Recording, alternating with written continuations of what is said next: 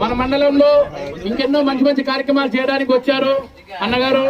So ఆయన కృషిని, ఆయన పట్టుదలని, అలాగే ఆయనకున్న చాతుర్యాన్ని దృష్టిలో పెట్టుకొని మేమందరం సపోర్ట్ గా వచ్చాము.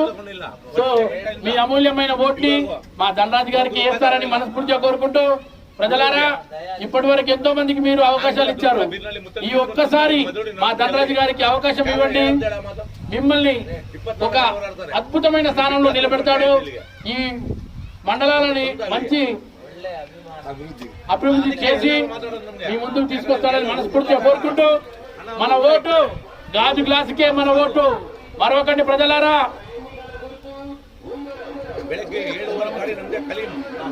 గ్లాసు మన ఓటు గ్లాసు.